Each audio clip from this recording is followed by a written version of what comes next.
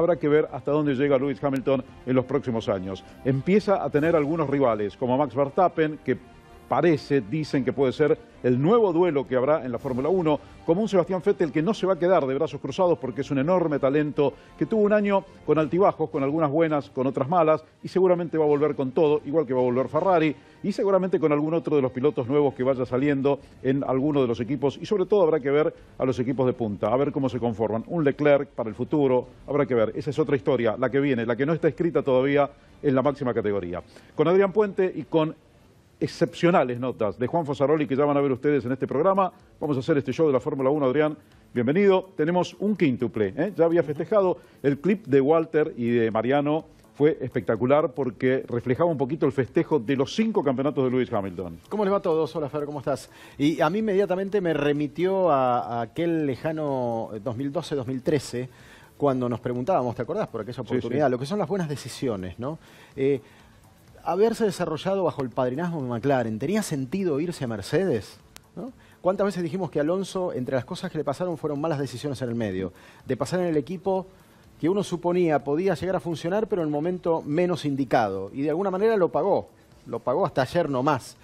No hace falta que yo les cuente lo que pasó después con McLaren y lo que pasó después con Mercedes, ¿no? Lo que son las decisiones oportunas.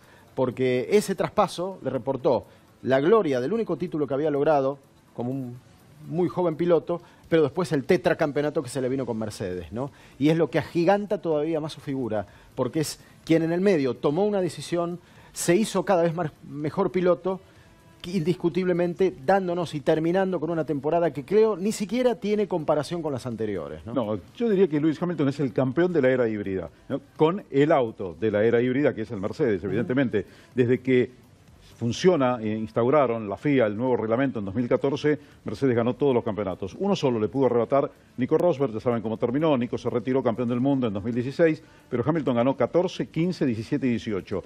14 después de 6 años que había logrado su primer campeonato. Parecía que empezaba a empastarse un poquito la carrera de Hamilton, ¿no? Un poco como se empastó la de Alonso, cuyo último campeonato fue 2006 y estamos a 12 temporadas. Bueno, Hamilton pasó 6 años para ganar su segundo campeonato, pero aprovechó, como Adrián les decía, esta era híbrida, este salto oportunísimo, una de las mejores decisiones que podría haber tomado en materia deportiva Lewis Hamilton, y ganó 4 de los últimos 5 campeonatos. Verdaderamente hay que tenerle respeto y hay que reconocer que el auto fue el auto de la era híbrida, ¿no? Porque dentro de ese auto estaba el otro auto, el de su compañero de equipo, el de Nico Rosberg, con quien casi se criaron juntos, se conocían de memoria. Y como si esto fuera poco, después apareció el rival de verdad, que es Ferrari, ¿eh? Para cualquiera que se precie de ser un campeón del mundo con todas las estrellas, hay que ganarle a Ferrari, más allá de cómo Ferrari esté ese año. Y además, Sebastián Vettel, el único que le podía pelear en paralelo estadísticamente, con 4 campeonatos del mundo con Red Bull. O sea, creo que este es el año que termina, como siempre decimos ya desde hace rato, de consagrar a Hamilton definitivamente. Así es. Bueno, les proponemos lo siguiente. El programa va a ser muy rico, además de esto que vamos a ver en el primer bloque, que ya se lo vamos a presentar. Tenemos toda la previa del Gran Premio de Brasil, que es el que se viene, y no porque el campeonato esté definido tiene menos importancia, porque Brasil entrega siempre tremendas, terribles carreras que generalmente son recordadas. Raramente un Gran Premio de Brasil pasa desapercibido. Ahora lo que le vamos a mostrar es una nota, lo dijimos al principio, excepcional, que hizo Juan Fosaroli con Lewis Hamilton, una exclusiva en la que Hamilton, relajado, habla absolutamente de todo, no se guardó nada. Empecemos ahora.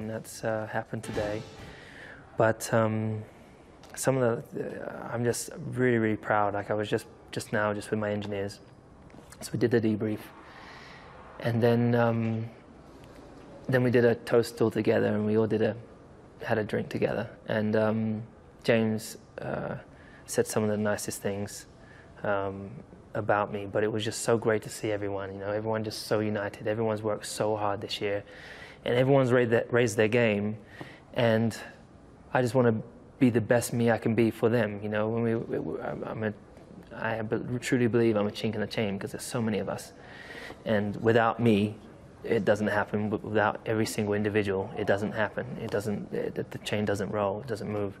So I'm just proud that I've been able to deliver in my space.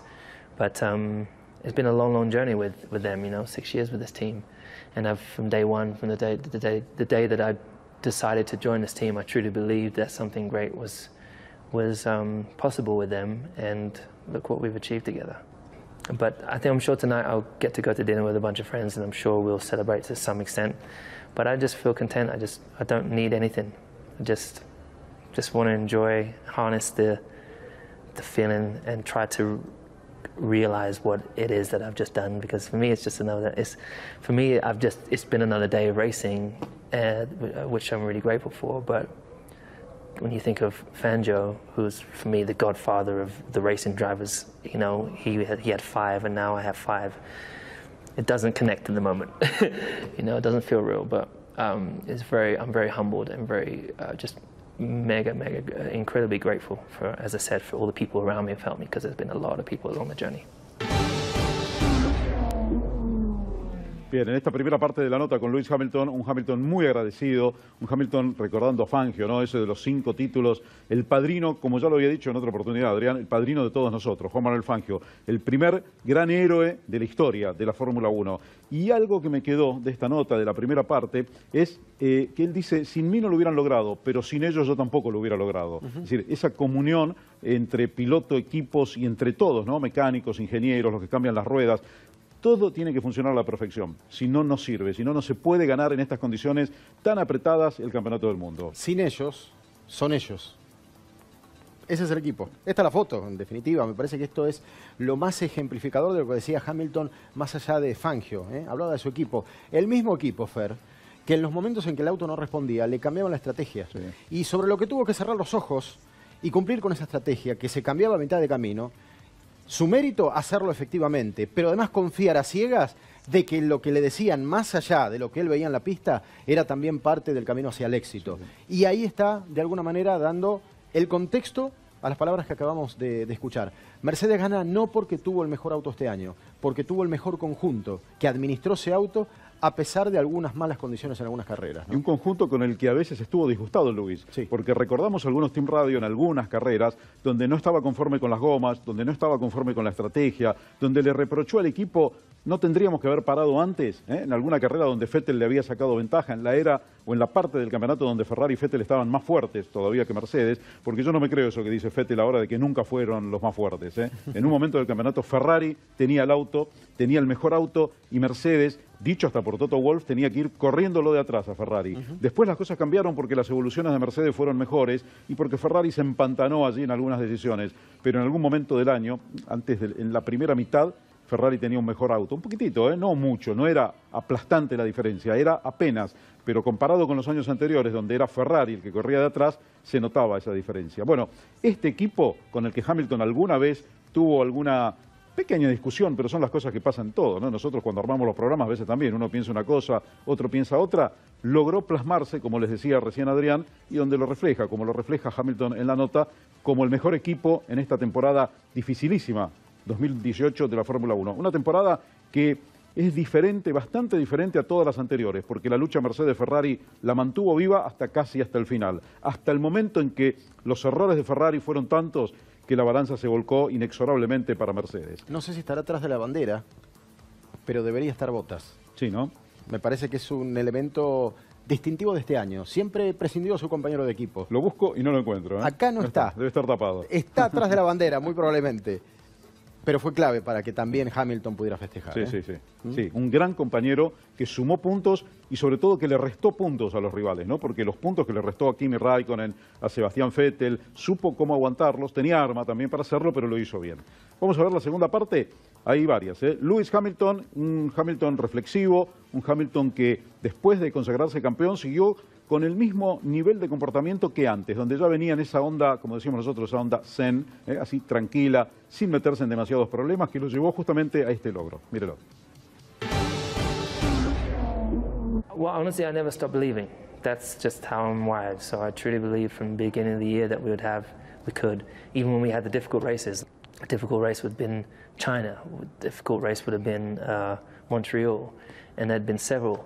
I remember it was a difficult race, Baku, for example, which ultimately I ended up winning, but it was a really, really tough race. And I remember there thinking, geez, I'm struggling in this car, and I don't know if I hope that I can finally find the synergy between us so we can go out and deliver great results. And then soon after that, good things started to happen.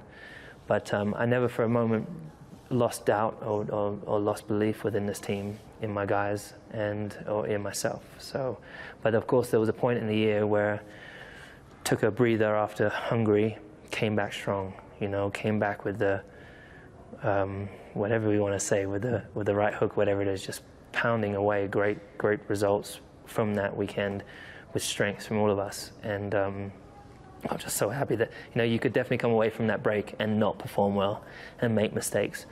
But I didn't lose vision, didn't lose sight of what I was trying to achieve. You've done so much this year, be it your fashion, your music, your racing. What have you not done? What have you had to sacrifice to get to this point? Naturally, I think this year, I mean, I've been the busiest that I've ever been. I mean, I don't look at it that I've missed things. I think everyone has to sacrifice things that they, but I'm doing everything I want to do. So, am I sacrificing? There are for sure sacrifices in which you make to make sure you arrive and deliver, but they're not sacrifices that you wish you didn't have to make. They're sacrifices you know that will help you get to where you want to be. So, yeah, if at the beginning of the year you said, hey, you've got to leave this out, leave that out, stay in, do this, do these different things, and you'll get your fifth, damn right, I'll do it. Muy interesante lo que dice Hamilton, sobre todo con esa absoluta tranquilidad después de lograr el cometido, ¿no? Lo que querían, pero también reconociendo que hubo, Adrián, un momento del año donde hubo que como recapitular todo, ¿no? Como que las cosas no venían tan bien, ese receso después de Hungría. Y noten esto, él dice que el receso les vino muy bien, pero cuando volvieron del receso, ganó Ferrari, ganó Vettel en Spa, ¿se acuerdan? Lo pasó como parado en la recta antes del safety car, antes de la salida del safety car en la primera vuelta, Sebastián Vettel a Lewis Hamilton. Muchos dijeron, tiene un misil Vettel. Bueno, fue la última demostración, creo, de Ferrari efectiva como para ganar una carrera, la que pudo hacer. Después ganó Kimi, ¿no? Así, hace poquito en Austin, pero digo, refiriéndome a Sebastián Vettel, peleando el título, después de eso no tuvo un destello tan importante como ese de Spa-Francorchamps. Y había que tener la cabeza bien puesta para asimilar ese golpe, ¿eh? Porque si le había atribuido al receso Hamilton mucho resto para después, ese fue lo que podría haber significado un golpe de knockout. Fue, de alguna manera, un efecto muy interesante lo que propició después Monza, porque Monza me parece que equilibró un poco la balanza e hizo creer a Hamilton justamente lo que estaba diciendo respecto del post-receso. Ganar en Monza con esto, con todo lo que esto significa en tierra de Ferrari, en casa de Ferrari, como en algún momento la victoria de Ferrari significó en Silverstone, me parece que hay cuestiones emocionales que ahí de alguna manera también cuentan. Sobre todo cuando el margen de la segunda parte del año, después del receso, es todavía más corto. Ya veníamos de ese envión que había dejado Alemania, de esa fractura de la que siempre hablamos prácticamente en el último mes, muchas veces del Gran Premio de Alemania como una divisoria de aguas. Bueno, seguramente el post-receso inmediato también marcó, me parece, la tendencia para lo que terminó siendo hasta hace poquito el Gran Premio de México, ¿no? Sí, esa carrera de Alemania, cuando uno dice un antes y un después de lo que pasó en el campeonato, sí, yo coincido. Para mí el quiebre es Hockenheim, Alemania. Es una carrera que ustedes ya saben, la tenía que ganar Vettel, la venía ganando, se despistó cuando estaba un poquito húmedo y en definitiva no solamente pierde los 25 puntos, sino que gana la carrera a su gran rival que es Lewis Hamilton en la casa de Sebastián Vettel. Así como Vettel había festejado ganar en Inglaterra, como les explicaba Adrián recién. Seguimos con la nota, otra parte, la tercera parte de esta entrevista exclusiva con Lewis Hamilton. Well, as I said, at the moment it's really difficult because it's all happens. It's not that it's happened fast because it's been a long year, but it's now here, it's in front of me, and it's happened, and time is going quickly, and before you know it, it'll be tomorrow. And obviously, I'll still be a 5-time champion tomorrow, but it's this moment goes by quickly. But this week has definitely been difficult. I woke up Thursday morning, and my granddad was in hospital, and I woke up. And there's the first thing in my mind. I was like, I haven't heard from my dad. I don't know how he's doing. So I messaged my dad, and my dad's like, call me. Call my dad, and I find out he died like an hour before I called him. So that was really hard. And I was in touch with all my cousins on that side of the family. And in one sense, I'm just so happy for him that he's. In one sense, I'm so sad, but in another sense, I'm really happy for him because he was fighting dementia, and he couldn't even recognize his son. And that's, you know, I never want to have that with my dad, and it brought me closer to my dad because I was like, I really want to continue to nurture that relationship because we only have a certain amount of time together on this earth. But also just my dad always tried to make his dad proud, and I always try to make my dad proud. So to get this fifth I think is, just a testament just to my family, because they believed in me from day one. And you see all these karting families who do believe in their kids, and it doesn't work out. But for us, it did. And still today, the way I drive, it's not like a blasé, I'm a Formula 1 driver, I've got the chances. It's easy. I grab it with both hands. My dad had 4 jobs, my stepmom sacrificed all of her money. They never had new clothes. They never went out and lived a life like we do today, you know. They gave everything to help me do something special, you know. So I will continue to drive with them at my core and my granddad, and I think hopefully today my granddad's looking down proud of what we've achieved as a family.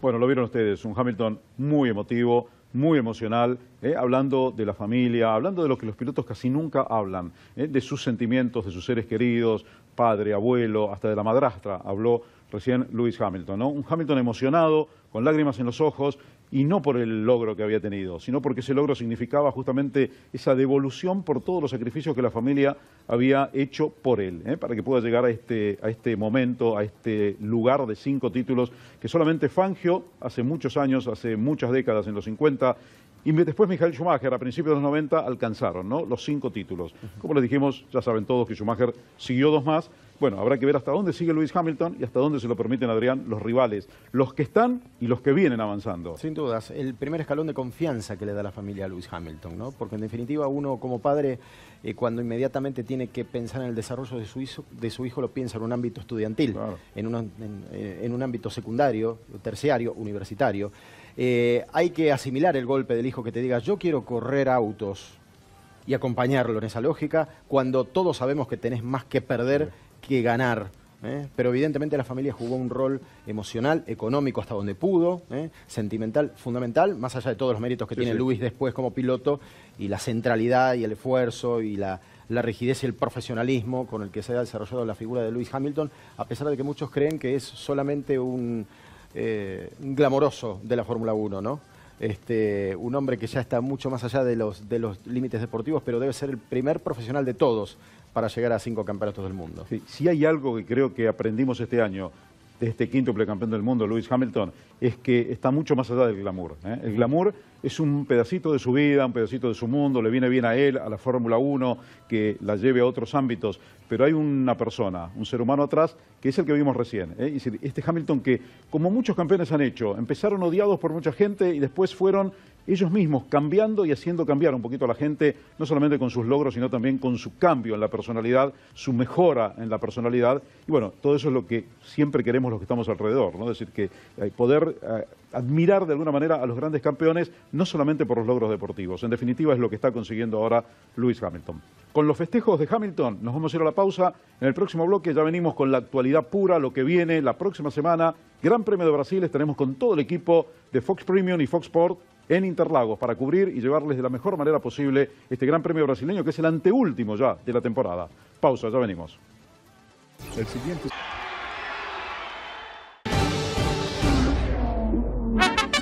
Hoy todos los mariachis actúan por Daniel Ricciardo, por lo que ha conseguido, por el boom de la pole position. One more question, how is the life in the paddock for you? Oh, it's amazing. I really recommend everyone to come here. Looks like a battle between the 2 Red Bulls, but which side of that Red Bull garage is really favourite to take pole tomorrow? Con un baffuto Davide Valsecchi, vediamo se mi si piazzano. Baffi per tutti. Ciao. Mutta kuten hyvin tiedetään, asioilla on aina 2 puolta. Toisen tappio, se on toisen voitto. Koko viikonloppua hallinneet... Die roten Teufel, aber die meisten sind heute hier nicht für die Diablos Rojos, sondern für Checo Perez. Das hört man hier, wenn man sich das anguckt. Das hat wirklich viel von Fußballatmosphäre. Final de octubre, principio de noviembre, para el mes de noviembre y para todo esto. Y nosotros vamos a... Barbier, maquillage, vous avez été très occupé entre les 2 séances d'essai, D'Artagnan, Mousquetaire, et je vous propose de le découvrir en direct avec Franck. Franck, voilà, vous êtes content au milieu du paddock? Ça va bien? Il y a un truc bizarre là. Ça va bien, mais il y a plein de choses en fait ici au Mexique parce que dans 10 jours on célèbre la fête des morts. Vous savez que la fête des morts ici au Mexique c'est très important. Olha que legal!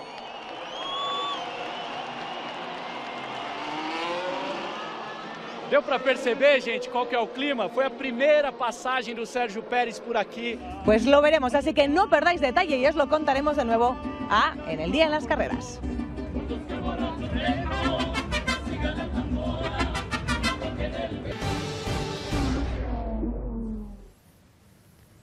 Bien, les dijimos que íbamos a estar con el Gran Premio de Brasil, con Interlagos, lo que viene en este bloque, y vamos a estar.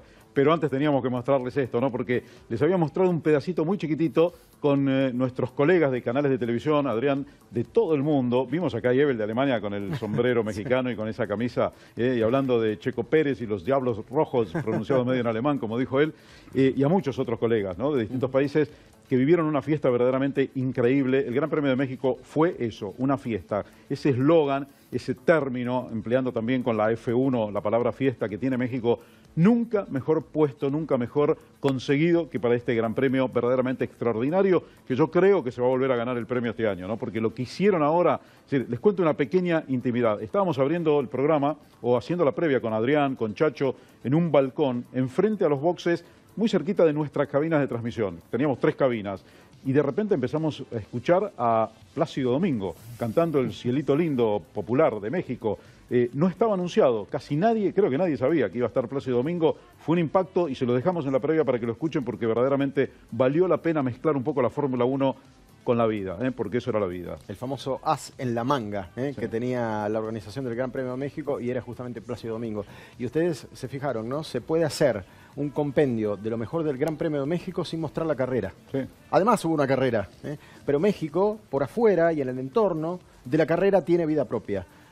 Vida propia que han comprado todos los europeos, que suelen ser más conservadores para absorber determinado tipo de color local, pero así todo se sintieron como en su propia casa y todos aprovecharon ese fenómeno que además, por supuesto, se vio ratificado por la enorme cantidad de público que fue a lo largo de 3 días, que alcanzó promedio 350.000 personas. 335.000 personas en una 3 cosa días. Impresionante. Lo más impresionante, por lo menos para mí, que ya el viernes, día laboral, horario laboral, difícil de llegar al circuito, porque México tiene sus bemoles con el tránsito, ya teníamos 80.000 personas ese mismo día, ¿no? Sí, impresionante, la verdad que impresionante. La gente va llegando a partir o a medida que corre el día, a medida que se van ya saliendo de sus trabajos, de sus obligaciones, y va poblando el autódromo que realmente se pone lindo desde el viernes. Bueno, ahora sí, el futuro, lo que viene. La próxima semana, Interlagos, vamos a la guía de este Gran Premio de Brasil, que es la carrera 20 de un campeonato de 21, por eso les decíamos es la anteúltima fecha, pero no porque el título esté definido, como lo dijimos en el bloque anterior, esto pierde interés, porque Interlagos es uno de los circuitos que hay que seguir permanentemente en la Fórmula 1. Ahí está la gran urbe, ¿no? Más de 21 millones de habitantes, San Pablo. Y compite con Ciudad de México, de donde venimos, ¿no? Es la 5ª ciudad del mundo en cantidad de población. Es realmente tremendo, un primer Gran Premio que se recuerda oficialmente en 1973. Ganó Emerson Fittipaldi. En el 72 había habido un Gran Premio sin puntos que ganó Carlos Reutemann, una de sus 4 victorias, 3 por los puntos, una sin los puntos, la del año 72. Es un circuito que tiene desniveles extraordinarios, ¿no? Tanto es así que uno entiende que cae literalmente en una fosa y además, por supuesto, con dificultades. ¿Cómo no hablar de la S de Senna en la conformación de las curvas 1 y 2 a riesgo de toque, cosa que tenemos sin ninguna duda a lo largo de la historia? O también el famoso topetazo de Vettel con Bruno Senna en 2014 en la curva número 4. La 4 es la curva que sigue a la recta opuesta, ¿no? Donde están las tribunas populares, donde se termina, donde empieza a subir la pista después de la curva del lago.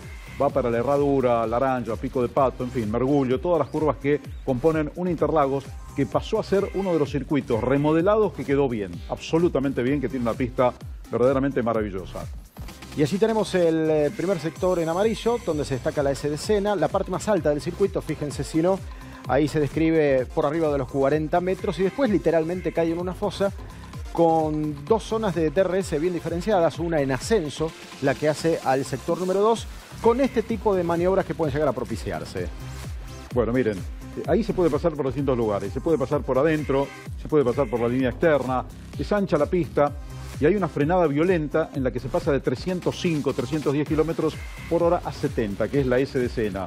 Y después ahí pasa de todo, ¿no? Porque la curva es en bajada, inclinada, y ni les digo si llueve, ¿no? Porque ahí el agua cae como ríos. Fíjate vos, ahí la superficie que alienta el drenaje en caso de aguacero, como suele pasar en San Pablo en pocos minutos, ¿no? Esto es un trabajo que se hizo en la última remodelación que tuvo el circuito, porque claro, uno de los grandes problemas es que ante las lluvias copiosas, el riesgo de inundación se incrementaba. Y esto lo que permite es ese drenaje más acelerado hacia el interior del circuito. Igual, déjenme decirle que no alcanza, porque la lluvia cuando cae es brutal y hay mucha agua, pero bueno, esto ayuda, como decíamos recién. Después, un punto de frenaje que tiene la pista, es curva número 8, ahí estábamos con Max Verstappen, un Verstappen que se va a encontrar con algunos problemas en este circuito, ¿no? La falta de potencia, si el piso está seco. Recuerden que la gran carrera de Verstappen, que ya vamos a repasar, fue en 2016 con lluvia, cuando no se necesitaba tanta potencia del motor. Aquí, para subir desde Junção a todas las rectas que llevan a la principal, hay que tener muchísima potencia.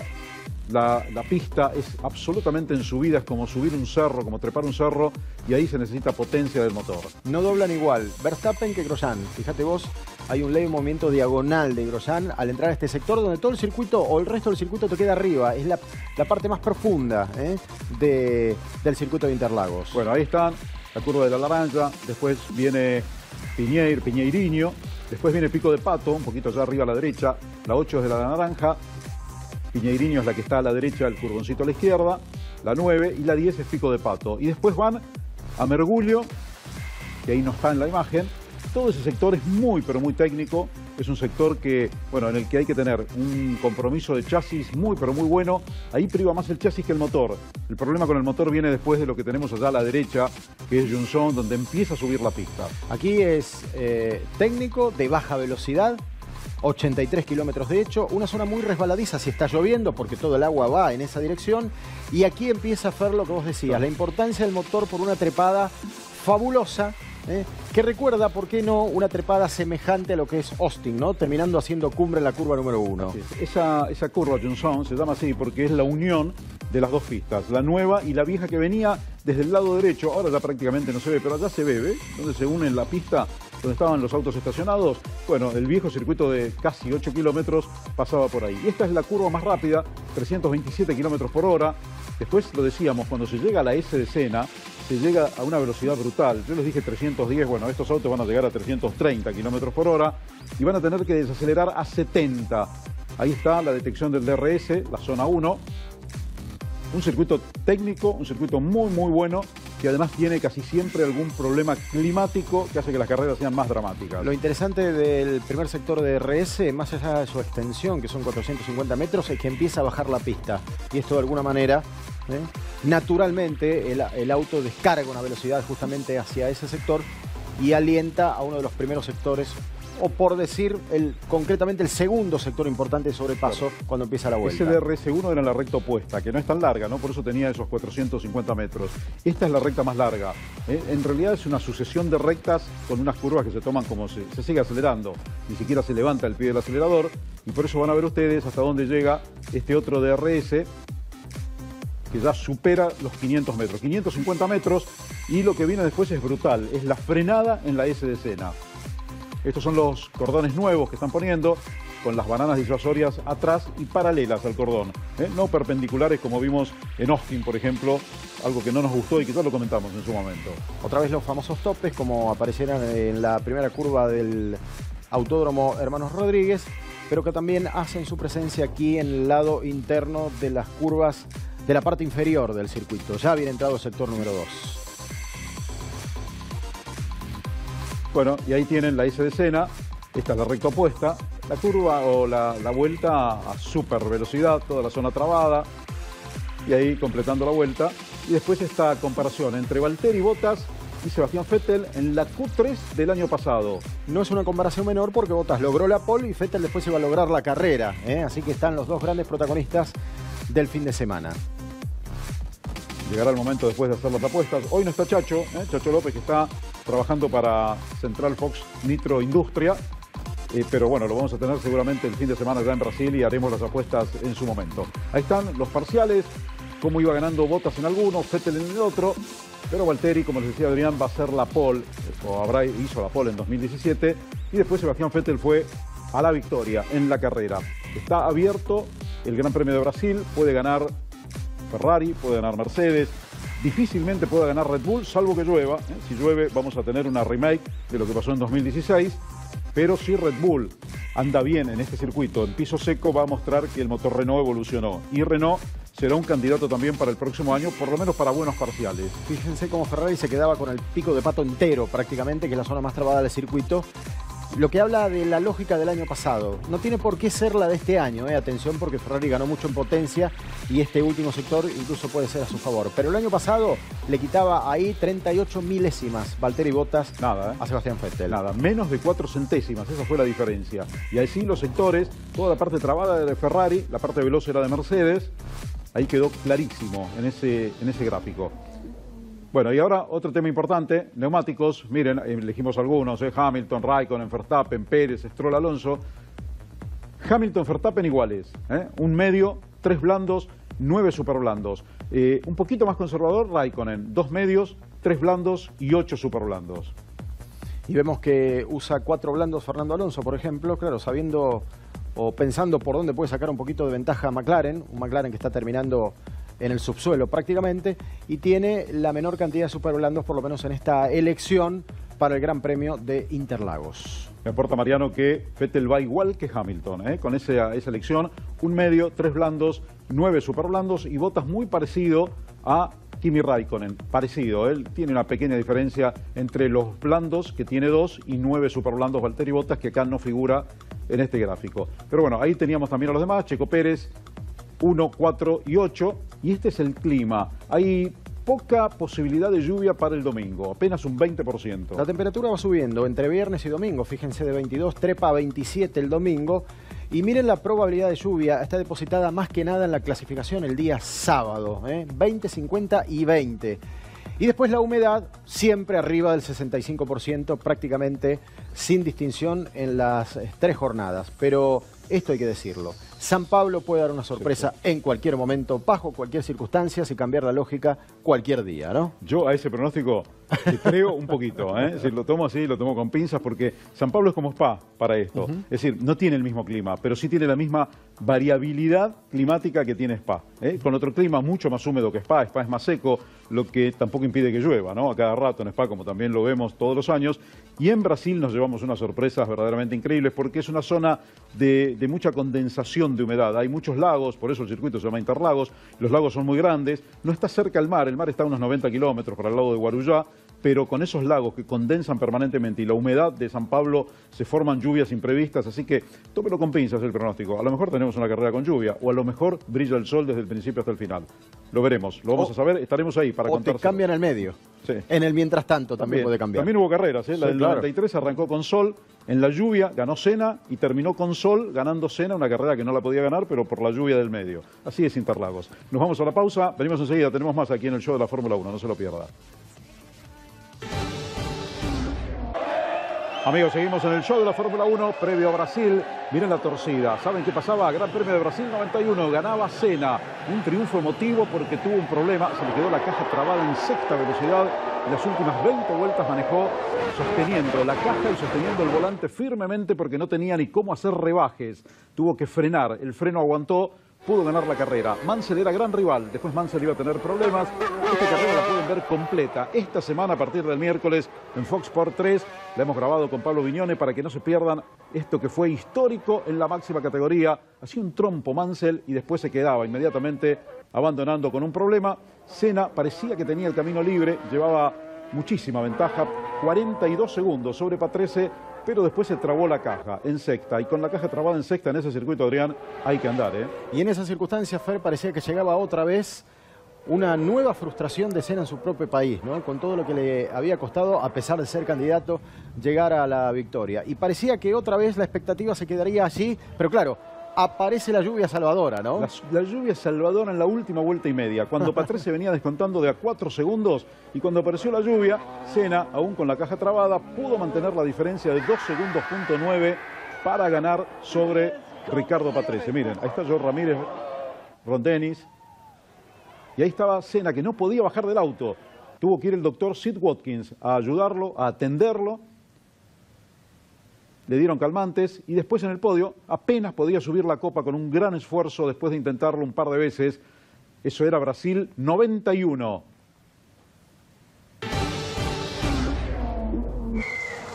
Bueno, y ahora vamos a ver la carrera de 2003.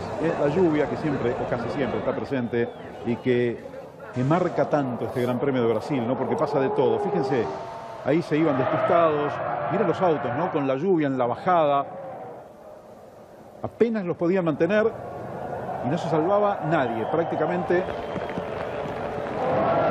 Miren la cantidad de autos que se van despistando en el comienzo de esta carrera y ahí quedan, como amontonados en ese lugar. Hicieron prácticamente un parking hicieron, de autos destrozados. Claro está, ahí había un Jaguar al costado. Michael Schumacher también era víctima de esto. Y claro, la carrera no podía terminar en condiciones normales. Era verdaderamente caótico establecer una clasificación lógica en un circuito donde por un momento se pensaba que hasta Barrichello iba a poder ganar, pero tampoco logra hacerlo. Sí, tenía una maldición Barrichello con su Gran Premio. Nunca lo pudo ganar. Ganaron varios brasileños, pero Barrichello nunca pudo. Hasta Felipe Massa ganó 2 veces. Ganó Carlos Pache, ganó Piquet, ganó Emerson Fittipaldi. Pero Massa no pudo, ganó Ayrton Senna, por supuesto, en 2 oportunidades. Y estaba Fisichella. ¿Saben qué? Fisichella con Kimi en ese momento. Fisichella con Kimi. Cuando termina la carrera, ese era el choque de Weber. Y fíjense lo que va a pasar ahora con Alonso, que viene subiendo una curva ciega y Alonso se iba a llevar por delante el portamasa. Miren, ahí, terrible accidente de Alonso, rebota en una pared, va a la otra. Afortunadamente no pasó nada. Ahí suspendieron la carrera, bandera roja, se terminó el Gran Premio y lo dieron como ganador a Kimi Räikkönen en un conteo inicial que estaba errado. Claro, en un neumático que se le venía encima incluso a Fernando Alonso. Y fíjense lo que pasó después. Ese conteo del que hablas es que justamente la clasificación volvió 2 vueltas para atrás. Entonces esta imagen de Kimi Räikkönen ganador duró lo que duró ese podio en Brasil. Después en Imola, la carrera siguiente, Räikkönen le da el trofeo a Giancarlo Fisichella y lo decreta ganador del Gran Premio de ese caótico Interlagos. Súper sonriente, súper sonriente. Estaba Kimi muy joven ahí entregándole la copa a Giancarlo Fisichella. Y después venía en 2016 el show de Max, la carrera consagratoria de Max Verstappen en el agua, en la que pasó a una enorme cantidad de pilotos de punta. Solamente no pudo pelear con Hamilton, que estaba escapado adelante, pero después los pasó a Vettel, a Rosberg, bueno, y unos cuantos más, a Checo Pérez, que le dio mucho trabajo, lo recordamos. Fíjense cómo estaba la pista, ese spray, esa estela de agua. Rosberg iba adelante en algún momento, después Hamilton se iba a escapar adelante, pero Max Verstappen, que venía desde atrás, empezaba a pasar autos de manera increíble, ¿no? Fíjate, Max Verstappen, que era muy jovencito, estamos hablando de 2 años atrás, tenía apenas 19. Claro, y cómo dobla por afuera el radio de los pilotos de Mercedes y así deja a uno de ellos por el camino, porque trata de evitar permanentemente el spray, incluso ante su compañero de equipo de Daniel Ricciardo. Por afuera, se acomoda, evita el spray, ganan visibilidad y ahí se juega, da el golpe, y otra víctima en este caso. Miren esto, con Felipe Nasser. Después recuerdan que tuvo una maniobra en la que salvó el auto apenas. Ahí está con Vettel, miren, lo deja sin espacio, lo dejó sin espacio, sin pista a Vettel. Ya le había puesto el auto totalmente a la par. Aplauden en Red Bull. Después seguía, ese es Checo Pérez. Bueno, ahí por afuera, intentaba, Checo no se rendía. Le dio mucho trabajo, fíjense cómo viene Checo, bravísimo también. Pasando por arriba de los pianos, cuando sabemos que con lluvia se transforman en un verdadero jabón, ¿no? Bueno, y ahí seguía. Después iba a tener una maniobra, la que salva el auto de manera increíble, cuando Massa, por ejemplo, se había golpeado con el Williams, y ahí estaba la bandera cuadros. Terminaba segundo Max, El ganador era Lewis Hamilton, pero el héroe de la jornada era Max Verstappen, que con 19 años hacía esto, lo que vimos recién. Muy probablemente esta haya sido una de las carreras de reverencia de los últimos años. Bueno, esto pasó el año pasado. Hamilton estaba relajado, que había ganado el campeonato, y cometió un error increíble en la Quali 1. Fíjense dónde se iba a ir. Allí, en esa curva de la naranja, antes de Pico de Pato, y ahí se golpeaba contra el cartel y se complicaba. Tenía que largar desde atrás finalmente, porque esta era recién la Q1. Un Hamilton ya consagrado, pero que evidentemente le juega en contra la concentración, ¿no? Ya se había, si no relajado, pero se había corrido un poquito de las tensiones del calendario promedio. Fíjense cómo el piso está tocando la parte más irregular incluso del circuito, que suele ser esa bajada en la curva de la naranja, y pierde completamente el auto. Bueno, se iba de costado. y allí iba a terminar, bueno, en una situación, fíjense que había mucha agua en las gomas, ¿no? Allí para amortizar el impacto, muy buenas barreras para contener los autos. Y después el enojo entre Red Bull y Renault. Cyril Abiteboul, que lo mandaba a pasear prácticamente al doctor Marco, que había tenido declaraciones fuertes contra la planta motriz. Y a pasear a un lugar no muy turístico, les aseguro. De esos lugares feos lo mandó a Helmut Marko. Bueno, acá empezaba prácticamente la guerra. Si algo sucedió después de esto es que Red Bull le echó en cara siempre a Renault que no le daba los motores lo suficientemente potentes para desarrollar la escudería. Nobleza obliga, creemos que hay una parte de verdad en todo esto también, sí, sí. ¿no? Sí, me parece que Marco ni lo miró, estaba escuchando nada más allí.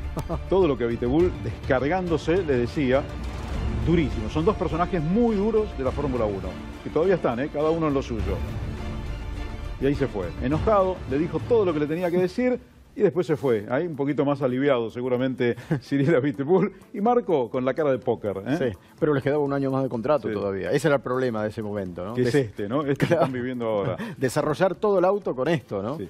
Así todo hay que decir una cosa. Este año todavía no terminó el campeonato y tienen 4 victorias. Sí. 2 con Ricciardo, 2 con Max Verstappen, lo que quiere decir que, en definitiva, en un dominio de Mercedes y Ferrari en la temporada 2018, llevarse 4 victorias para Red Bull no ha sido poco. Aprovecharon las oportunidades. Sí, podría haber sido Baku también. También podría. Podría haber sumado alguna más si no hubiese sido por alguna desinteligencia que hubo en la interna del equipo. Lo que habla de que es un auto extraordinario, Fer. Sí. Es un auto extraordinario. Bueno, lo vimos el otro día. Lo vimos el otro día. ¿Sí? En México lo vimos, en Austin lo vimos con ese segundo puesto extraordinario también de Max Verstappen, que venía desde muy atrás, del puesto 18, si mal no recuerdo, y llega segundo después de Lewis Hamilton. Quiere decir que el chasis en los circuitos donde se necesita un buen auto está. Lo que hace falta es una buena planta motriz. Ese auto, o un chasis diseñado por Newey, como este, si el del año próximo, creo que es el RB14, ya el de la próxima temporada, sale como salió este, y el motor Honda anda, si no nos acordamos mal, como aquel Honda que conocimos con Senna y Prost, van a ser serios candidatos también al título, o por lo menos a pelear con Mercedes y con Ferrari. Después habrá que ver quién gana, ¿no? El tercer actor, pero un tercer actor de verdad, Sí. protagonista, Sí. a la par. Pilotos tiene, y va a tener también en la próxima temporada. Nos vamos a la pausa, ya venimos para el último bloque del show de la Fórmula 1.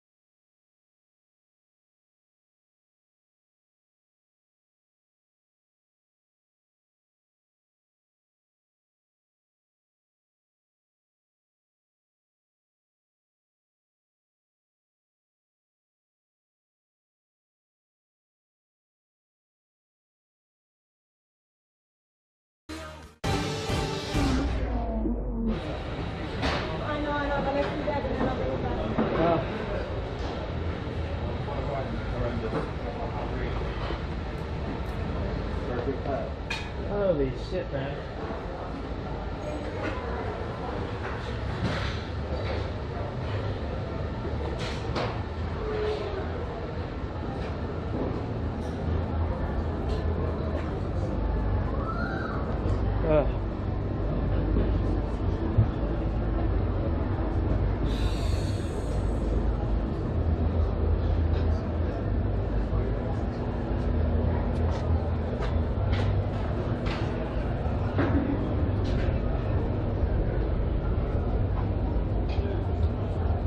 Can't believe it's happened.